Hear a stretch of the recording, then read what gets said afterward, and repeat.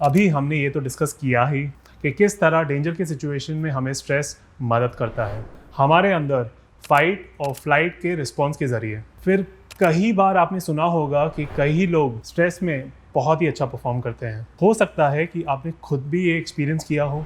Exam के एक दिन पहले आप बहुत ही स्पीड से पढ़ लेते हैं, फोकस्ड रहते हैं, इतना कुछ मेमोराइज भी कर लेते हैं। ऐसा इसलिए क्योंकि मॉडरेट स्ट्रेस हमारे दिमाग में हमारे न्यूरॉन्स के बीच के कनेक्शन को स्ट्रेंथन करता है, हमारा कॉग्निटिव फंक्शन इंप्रूव होता है, हम ज़्यादा प्रोडक्टिव बन जाते हैं। तीसरा फ़ायदा सुनकर शायद आपके लिए यकीन करना मुश्किल हो जाए, लेकिन मॉडरेट स्ट्रेस आपको इन्फेक्शन से भी बचा सकता है। जी हाँ, मॉडरेट स्ट्रेस की वजह से केमिकल बनता है, इसका नाम है इंटरल्यूकिन्स। कौन बनाता है इसे? ल्यूकोसाइट्स यानी कि वाइट ब्लड सेल्स। इसका काम होता है कि इम्यून रिस्पॉन्सेस को रेगुलेट करना। हमारे इम्यून सिस्टम को ये बूस्ट मिलता है और इन्फेक्शन से भी बचाव होता है। तो जैसे कि आपके घर के आसपास किसी को जुकाम हो गया है तो मॉडरेट स्ट्रेस आपको जुकाम से बचा लेगा। मॉडरेट स्ट्रेस प्रेगनेंसी में भी फायदेमंद साबित हुआ है। मैं जानता हूँ कि आपने आज तक यही सुना होगा कि प्रेग्नेंट औरत को स्ट्रेस से बचाओ। सही बात है, लेकिन 2006 में जॉन हॉपकिंस यूनिवर्सिटी में एक रिसर्च हुई थी। 137 औरतों को फॉलो किया गया था, उनके मिड प्रेगनेंसी से लेके उनके बच्चे के सेकेंड बर्थ डेट तक। और स्टडी में ये ऑब्जर्व किया गया कि जिन औरतों को माइल्ड स्ट्रेस था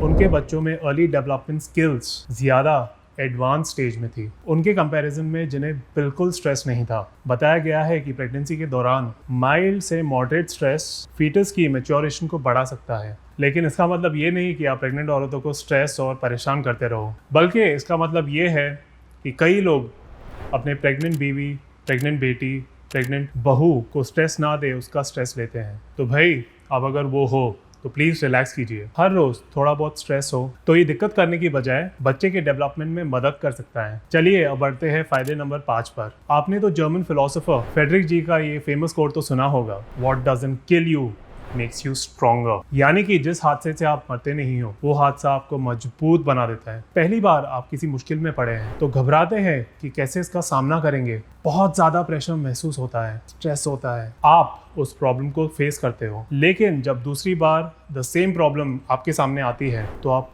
कहीं ज़्यादा प्रिपेयर्ड होते हो।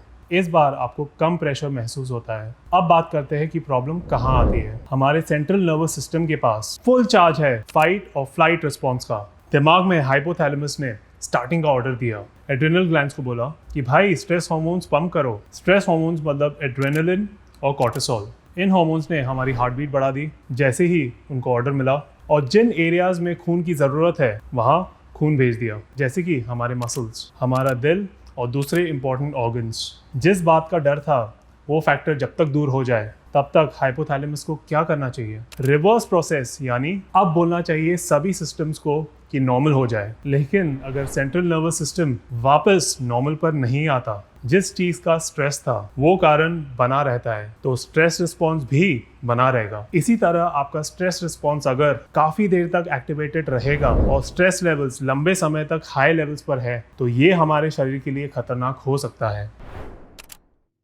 दोस्तों, आज की वीडियो का टेक अवे यही है कि स्ट्रेस हमारे बॉडी में एक नेचुरल इमरजेंसी मेजर है, इसलिए माइल्ड स्ट्रेस के कुछ फ़ायदे होते हैं। लेकिन अगर आप स्ट्रेस को अपने लाइफ का एक कांस्टेंट हिस्सा बना लेंगे तो बहुत बड़ी दिक्कत हो सकती है। इसलिए जिस वजह से आपको स्ट्रेस है उस प्रॉब्लम को समझिए और उसको सॉल्व कीजिए। और अगर कोई एक्चुअल वजह नहीं है और अगर आपके माइंडसेट की वजह से ऐसा हो रहा है तो सिंपल है, माइंडसेट को आज ही बदलें। खुद से ऐसा करना शायद पॉसिबल ना हो, इसलिए अगर आपको ज़्यादा दिक्कत हो रही है तो किसी सर्टिफाइड साइकोलॉजिकल एक्सपर्ट से आज ही मिलिए। लेकिन ये सब प्लान करके करना। तब तक मेक श्योर कीजिए कि आप कम स्ट्रेस ले रहे हैं।